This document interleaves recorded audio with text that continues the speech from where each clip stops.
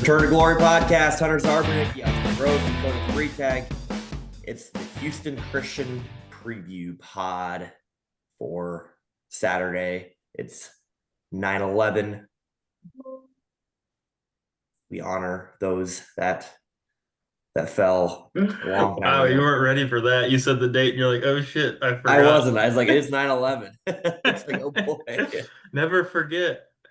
Never forget. I think Remembrance. Oh, that's funny. You straight up forgot. That's I hilarious. totally did. And I looked at the date. I was like, oh boy.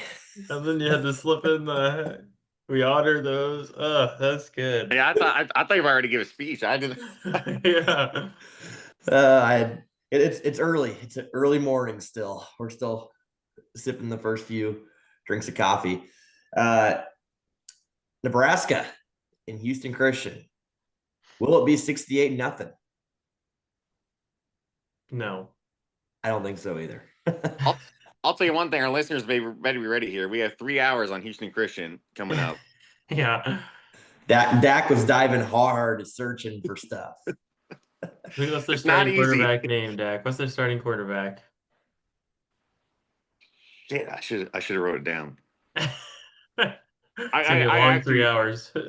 You texted me last night and you said their quarterback's actually decent. That was more than I did. You don't even know his name. That's what. That's what Grock said, that he had good Gronk. stats. Gronk. Great. At least you credit it. So I do think, as far as the game coming up here, I don't believe that the score is going to be 68-0. Now, maybe it will. That'd be great. It does look like Houston Christian wants to run the ball a little more and potentially have longer possessions for what they're able to get out of longer possessions. I mean, bottom line, this is one of those games that you just want to check some boxes, keep everybody You want healthy. to be put away by quarter one and Yes. be able to. And Teamwork. you don't want to give them Teamwork. life anywhere and basically move on to next week being 3-0. In case you were wondering, their quarterback play, who is actually kind of good, is 32 for 61 with 2 touchdowns and 1 interception for the year. Kind of good. Dangerous. Dangerous. better than who? Gronowski. I don't know if that's true. Well, he does have more yards. Their head coach is in his second year. I do know that. Trying to build a culture. They did take down NAIA team in Arkansas Baptist, I believe, 69-0 week 1, and then last week they fell 20-10 to Eastern Kentucky. Eastern Kentucky. I was going to say Southern Illinois, some directional Midwest school. So they are 1-1, and most likely going to be 1-2. Like, this is the one game that I put as 100% chance to win going into the year. I heard someone say that if there was a preseason makeup line between Houston Christian and Akron would be favored by 13. Put that in perspective. I mean, they did beat a team 69-0, so they can, granted, it's NAI, which is kind of funny. I've never really thought about, FBS versus FCS, and FCS versus NAI is kind of the same. It really puts in perspective how low NAI is, really. Not to insult the NAI players out there. Did you see their home field? I did not. They have a CVS just off the corner of their end zone. Well, good for them. They're gonna getting make paid money, a lot of money. They're gonna make a shit ton of money. I do think this is also when I saw on their schedule, or on the schedule, whenever we scheduled them, Houston Christian, it was the first team in a long time that I had no idea who they were. Actually, maybe ever, when the schedule came out and I looked at the schedule and I said, who is Houston Christian? I've never heard of them, which granted, they used to be Houston Baptist. So maybe you heard of Houston Baptist. Well, they didn't have a football program until 10 years ago. So that makes a little bit of sense. Again, not sitting here to bash Houston Christian this whole time, but I think Nebraska, what we need to do, we need to still build the momentum. that We need to make those players go and tell their AD, never schedule that fucking team again. I'm glad you brought that up because I that was don't think something they will. we didn't get to Monday. Was released. Matt Rule in his halftime speech when it was 33-0 against Akron in the locker room. If you haven't seen it, you can find it. First thing I want to say before we even talk to the content is Rule wanted this to get out, Oh, obviously. yes. That And camera was placed way too well to be oh, I'm secretly recording this. It's wanted it to be public. Like as a head coach, as we've talked about, Rule's job as the CEO, marketing guy, whatever you want to call him. This was strategic.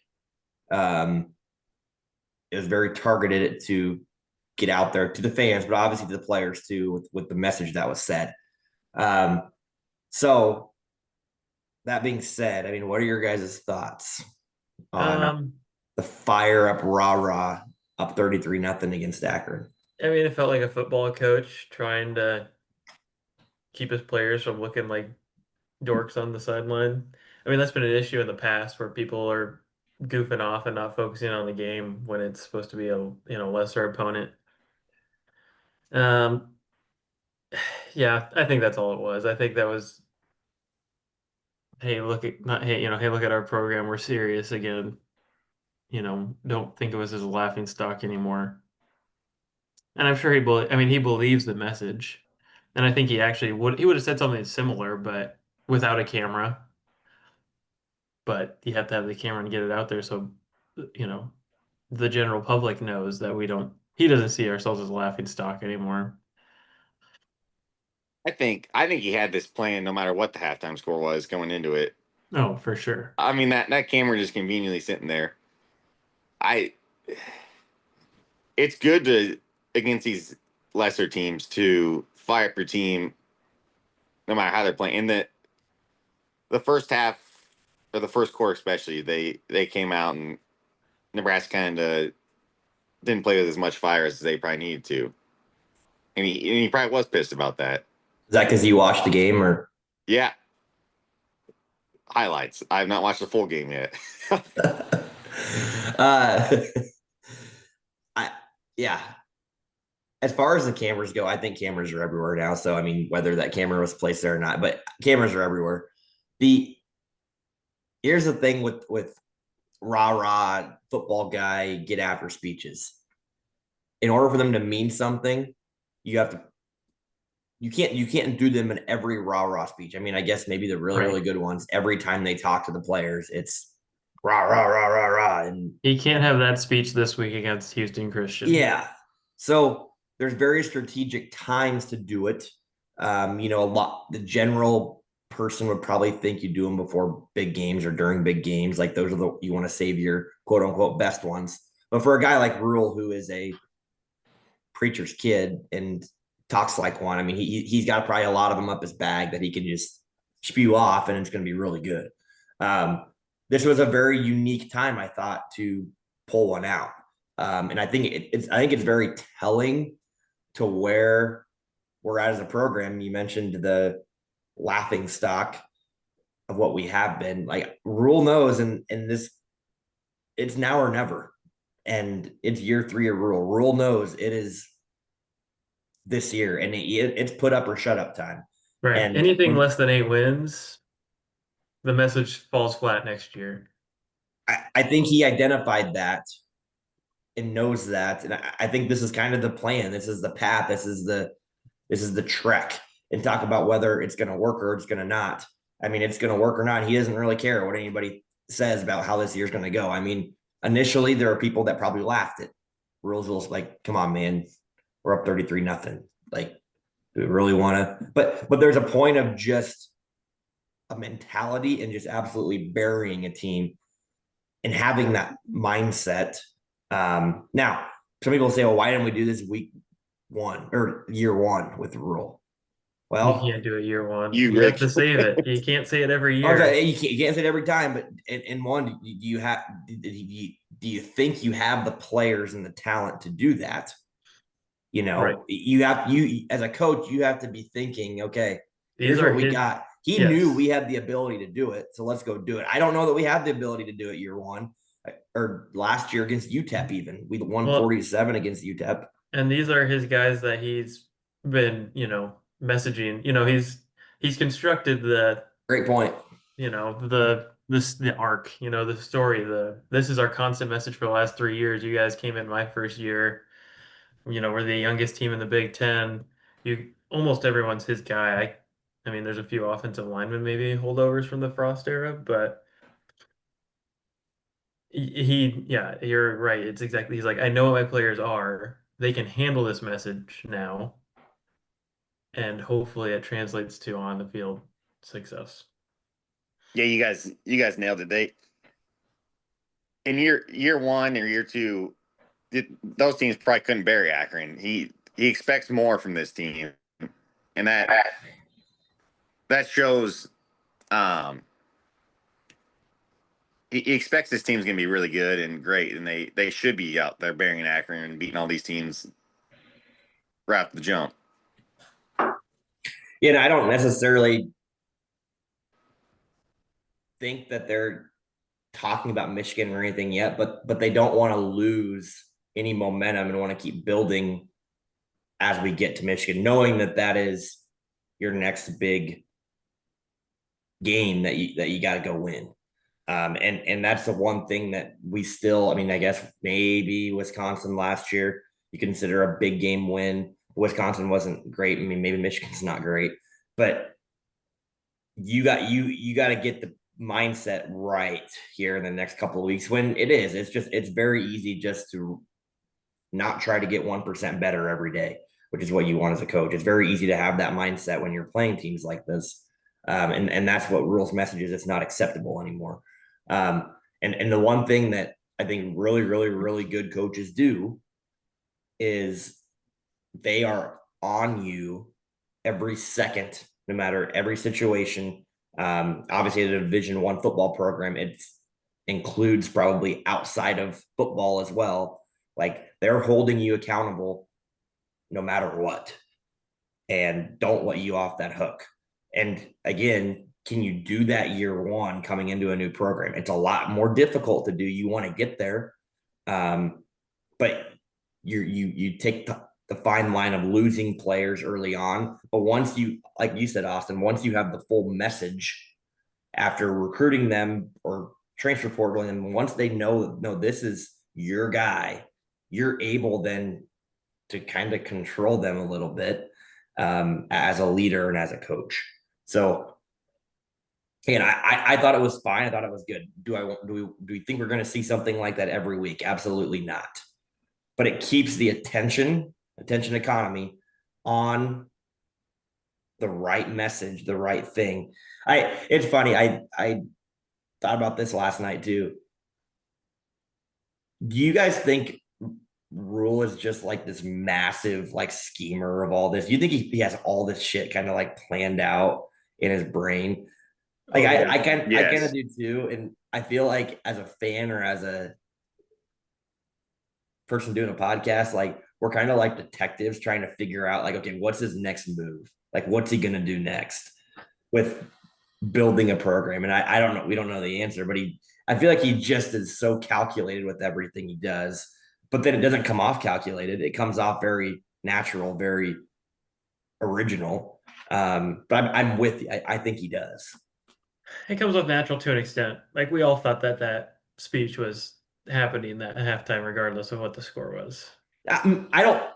Yes and no. I don't think any of us after the game would, if we didn't see a video or know anything or heard anything, we wouldn't. I agree with that, but once the video came out, it's like, oh, he had that speech planned. That video he had to come out. Like I think that video would have come out regardless of what the score was or who we were playing. Yeah, that's what's interesting. It very well could have. Like it very well could have been. We need attention on Nebraska. We need to jack them up no matter what the score is. And I mean, the score was 33-0. Like if they had scored it all, that's an easy like They shouldn't have scored. If they don't move the ball down, it's again the same message of put them away. We have too many mistakes. So It seems like this year, especially, he's really trying to put the focus on Nebraska. Doing all these podcasts, McAfee show, all that. I mean, part of Halftime that's just because of speech. the playoff format. He wants Yep. people to he wants people to notice us, and there be some buzz around the brand when it comes time, because he thinks we're going to be in position to get, slide into the 12 through 10 spot probably. And Which if you're an uninteresting brand or an uninteresting team and no one really knows what's going on or what the story is, it's like, we'll just throw a 10-2 Alabama in there. which again comes back to he believes that this team is actually going to be really good compared to his first 2 years. Yeah, I think he thinks he can win every game on the schedule except maybe Penn State. Well, I saw too an updated. Can't remember if it was the FPI from ESPN or someone else, but we're favored to win in every game now, except for the two that I Michigan, Penn saw that State. we aren't, or at Penn State, and then I think USC was the other one that their metric didn't have us winning. I thought Michigan was still favored by like 2.5. Well, Yeah, and this wasn't a Vegas odds line. It was a Power metric index. power Yeah. index something that gave us a percentage chance to win. So again, you win the game you're supposed to win. 10-2 is not unrealistic, and puts you in the playoff. But what's funny about that, guys, is it's not like we've done through 2 games anything really different than what was expected going into the year, right? We thought it'd be a tight game against Cincinnati, and we thought it'd be a blowout against. maybe that goes the opposite way, right? Maybe that game was maybe not as good as people wanted it to be, and then you go into Akron and you beat them probably more than you probably thought was going to happen. So what's funny is now talk about the hype. You are pretty excited. The one thing to kind of hold you in check a little bit, and I think it's rightfully so. Polls right now aren't they didn't move as much as far as people giving us votes. AP poll, coaches poll, like we're still sitting in that mid to upper 30 mark if you're counting out the votes, and I think that's rightfully so. We still have to win a big game, and some people are saying, "Oh man, we're going to beat Michigan. We're a better team than Michigan."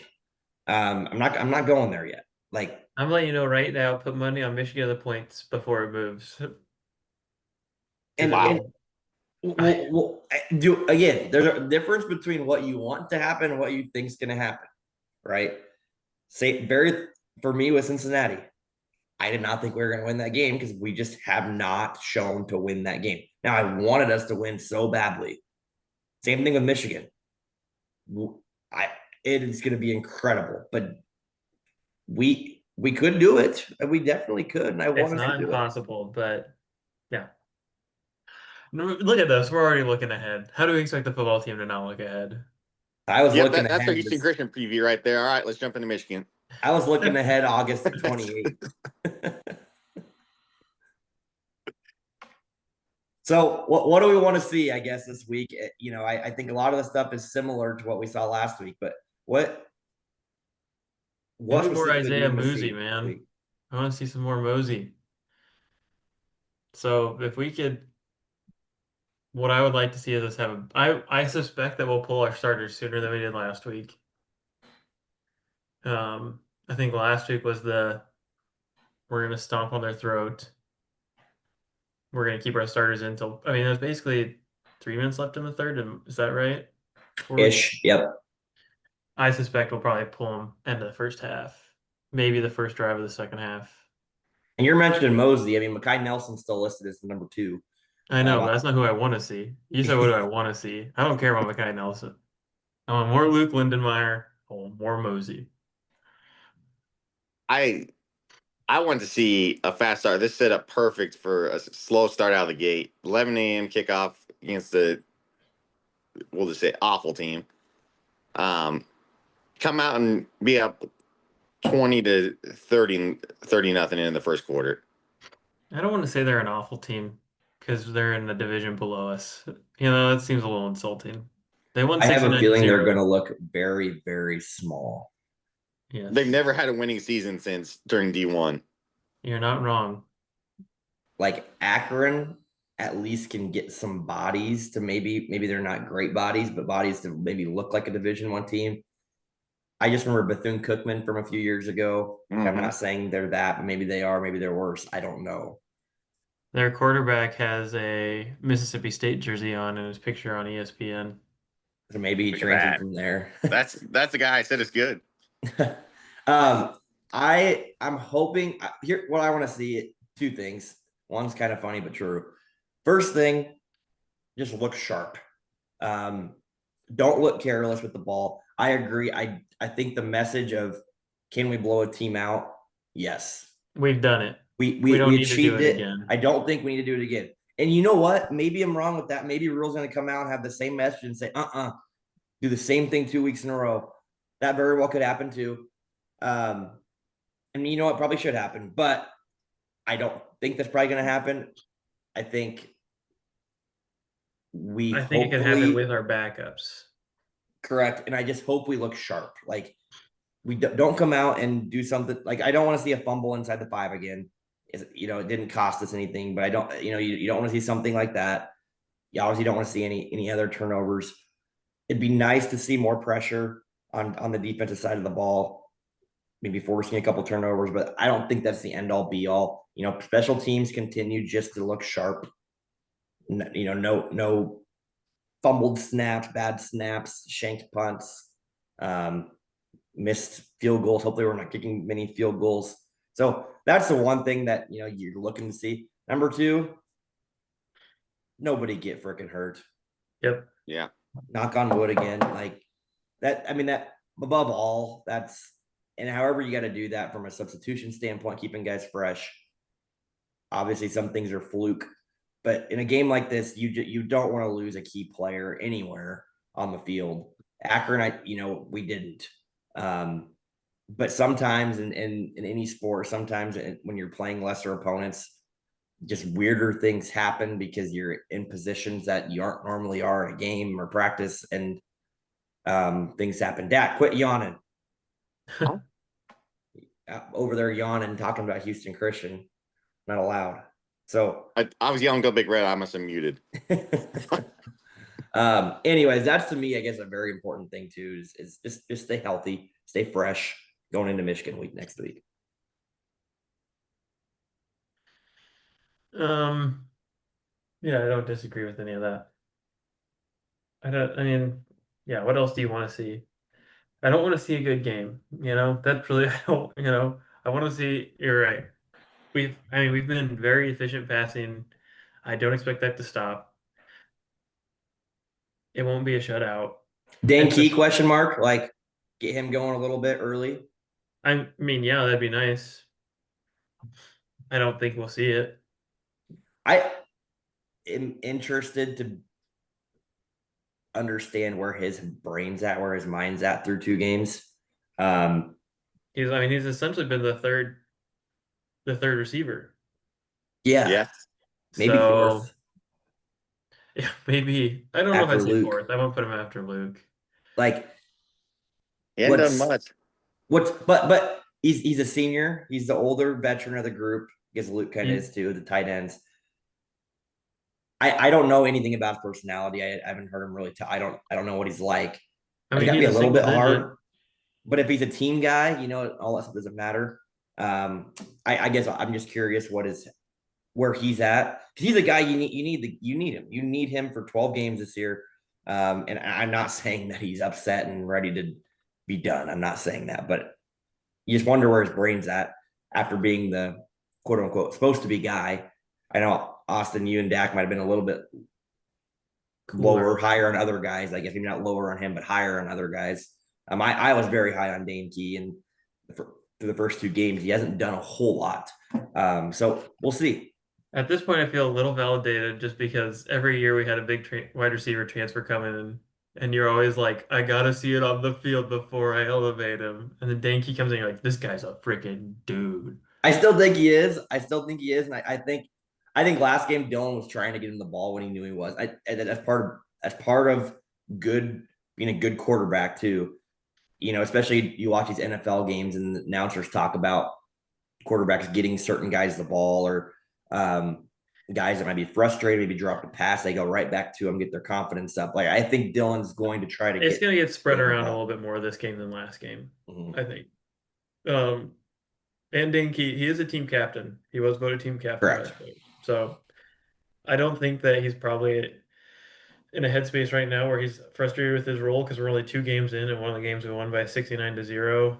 And I will in the first game he had some big catches. He Yep. wasn't the leading receiver, but he had big third down conversions. So he's probably fine. But yeah, you're probably not wrong. Dylan's probably gonna try to get him going. On the flip side, though, yeah, Dinky isn't as much, but you have to be super impressed with how Isaiah Hunter's played so far. Yeah. Like no one was Agreed. expecting that coming in. Looks He's very much like an all-around receiver too. Like, yes, I completely agree. That's a guy that has been very impressive through 2 games. yeah, he might be your number 2 now. I don't know. Maybe Dinky's moved to that third spot. Who knows? This We're only is 2 games in. yeah. Second You game don't. was a blowout. I mean, this is how I think of like a depth chart, and like when you think about it from a fantasy NFL perspective. I still have Dane Key 1, Isaiah Hunter 2, Jacory Barney 3. Like I just think of it. When You it got came your down to like important plays in the game against Cincinnati, Dylan looked to Dane. yeah. Yeah. Like I still view it like a Jamar Chase, T Higgins, Tyler Boyd. Like I mentioned on a previous episode. Like I still view it that way. Not so much who's our number one. Like those 3 guys are gonna they're our receivers, and then you got Luke, who nobody saw that coming really. Freaking tank. No. This a team Luke Lindemeyer might be able to outrun though.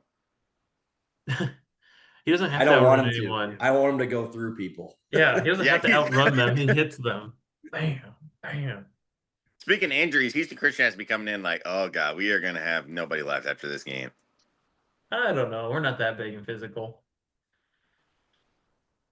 Especially on the think- defensive side of the ball. Like we're not there. There's no Nash or Ty like up Right. front where you got to We're go. much more physical. I mean, we're physical in the secondary, which isn't that, like our tackling isn't.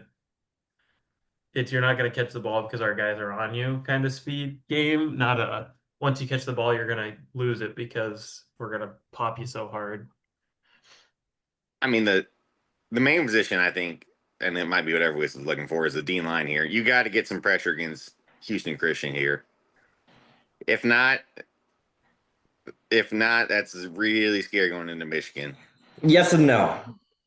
I don't want to show stunt blitzes and stuff this game. Like I want it to be very base rush. And yes, I agree. We probably should still be getting pressure with our base rushes. But if we don't have 3 sacks, I'm not going to be like distraught about it.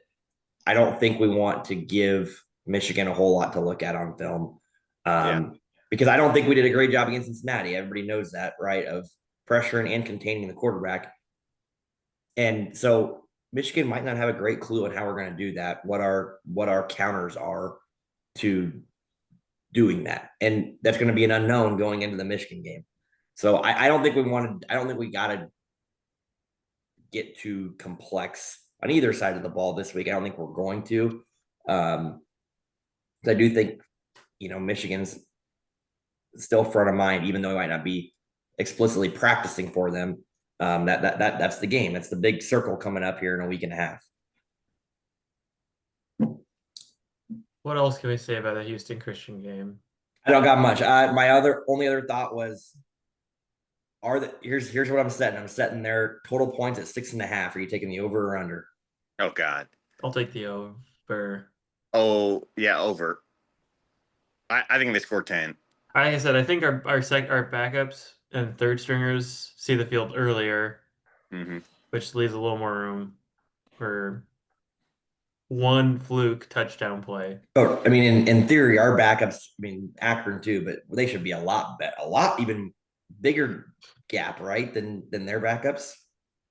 I guess they might keep their starters in for a while. Their starters will be in. So I just think it's going to be like a one blown coverage or that's gonna be like there's gonna be one 40-yard pass play that results in a touchdown.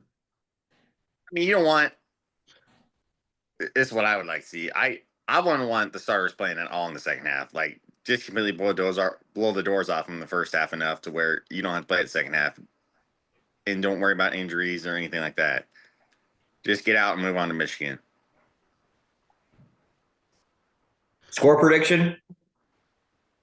52 to 7. 55-7. 73-10. 73. Yeah, I'm gonna go 40-0. I'm gonna go another shutout. I that's the one area of the ball that I think that Rule is gonna say they're not scoring. They do not score. But I think we're gonna not try to score as much, but maybe Dana's got other plans. Okay. I have one little fun game prep for you guys. For if you didn't know, Big Ten football starts this week. Games against other Big Ten opponents. There's a couple, not many. You got Oregon and Northwestern, and oof, you Or got Northwestern. oof, yeah, USC and Purdue. oof. Uh, Jesus, what a couple games kick off the Big Ten. So Who's in Purdue's head honor of coach? that, you guys can't cheat. Don't look it up. We're gonna play a little game. We have 18 Big Ten teams. We're gonna alternate.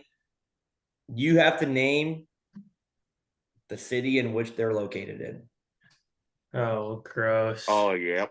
And if you don't get it, I'm giving you 3 seconds. You don't get to think a whole lot. If you don't, the other person gets a chance to get the point, and we're just going to alternate. And I have a randomly generated list, 18 teams. So it's Oh, this is completely gonna look random. bad. Oh, You can Jesus. get a winner out of you two. Who wants to start? I'll start. Okay. Austin, you get the Washington Huskies. Seattle. Okay, Austin got one. Dak, Michigan State. East Lansing. Job 1-1. Back to Austin, Illinois. Champaign. Great job. Dak, Oregon. Eugene. Very good so far. We're 4 for 4. We're hitting all the ones I know, though. Yeah, there's a couple coming up. I'm thinking. I don't know. Austin, Maryland. I'm Oh, Washington, I D.C. I, I I see don't him know typing on that his one. computer. I see him looking. It's not Washington, D.C. Dak. Oh God, it is Landover. Nope, it's where I'm going. You say Landover? Yeah, that's where the Commanders play. Andover, not Landover. No L. Look it up. It's Landover. It's College Park. Never Oh, would have gotten that It one. is outside of DC. I mean, it's a suburb of DC, but yes. All right. That was Austin's. Back to Dak. It's a tough one. Nebraska. Ugh.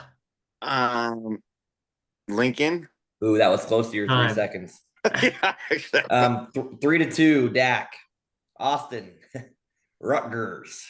What the hell is with these East Coast schools? oh, I got this. I don't know this one. Schenectady. Piscataway. Piscataway. I knew it was something funky. Dak's up 4-2, and it's back to Dak. Indiana. Oh, Austin. Bloomington. Yep. Oh, 4-3. Back to Austin. Northwestern. it's outside Chicago. I have no idea what the suburb is. Dak. Evanston.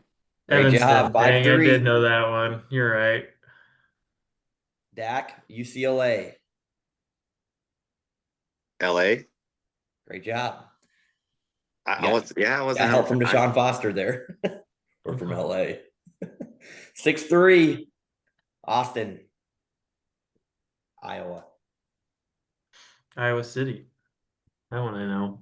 6-4. I mean, honestly, I would not have got that one. I almost said Ames as a gut reaction. Yeah, I would not have got that. I did not. Dak, Minnesota. Minneapolis. Austin, Purdue. Lafayette. West Lafayette. Okay. 7-5. Dak, USC. LA. Great job. So this is some BS. Austin, Well, Ohio I State. had to think about that. I didn't know if they were in the You said suburbs. Ohio State? Yep. Columbus. Dak, Wisconsin. Madison. Dak just officially put the nail in the coffin, but Austin, Penn State. College. So I want to say College Station, but that's not right. That's Texas A&M. I know. College Oh, Park. boy. College. College Parks, Maryland. College. I don't know, Dak. What is it? Dak. Out in the middle Boy, of nowhere. Yeah, it's absolutely. Yeah, I don't know. State College. State College. I don't think I knew that one. And then Nope. Michigan. That's you, Dak. Boy, how do I not know? Well, I don't know actually. It's Austin. Well, now I'm blanking too. Yeah, no, I'm blanking. Lansing. Yeah, I know you- where it's at. You guys know Nope. it. Don't say it, Hunter. Don't say it. All right, so we have to about 8 o'clock here. Let's think about it. Michigan. The Big House, located in Well, I'm blanking. Wow. starts with an A. Ann Arbor. Ann Arbor. Yep. I just Good kept job. thinking Big Pretty House. good. Pretty solid. I think out of the 18, I think you guys got 14 of them. Those East Coast ones, man. I don't ever go to the East Coast. We hardly ever play them. Small towns, like Yeah. suburbs, I I guess. only mean Rutgers because I love their basketball stadium. The Rack. The Rack. That holds like 2,500 people, but that place can get rocking. All right. Anything else, gentlemen? I don't think so. Volleyball's still undefeated, playing number 22 Utah this weekend. I guess I'm excited for the concessions this week Oh, again. did you see our final beer numbers? Yeah, Wasn't that much. No, it wasn't. underwhelming. It was like just under 39,000. Oh, I have another what I want to see. The game. Heyo. Maybe you'll actually watch this one. Probably not. If I don't watch it at 11, we got. Actually, I might not watch much of this game, but I'll be watching other games. It'll be on the background. Are there any other good games this weekend? Oh yeah, Tennessee, Georgia, A&M, Notre Dame. Oh all right, let's do a pick real quick. I'll just look at the line. Let's This go. is Dak's lock of the week that he has. Yep, no lock of the research, week. so Here we go. don't Let's bet go. it. Or bet the opposite. Let's go. Yep. Oklahoma minus 21.5 against Temple.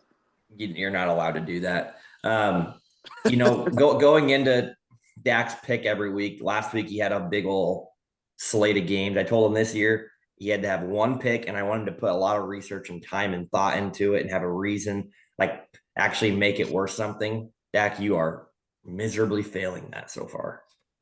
Didn't I pick Illinois last week? I don't know. Did you? Because you didn't really explain anything either.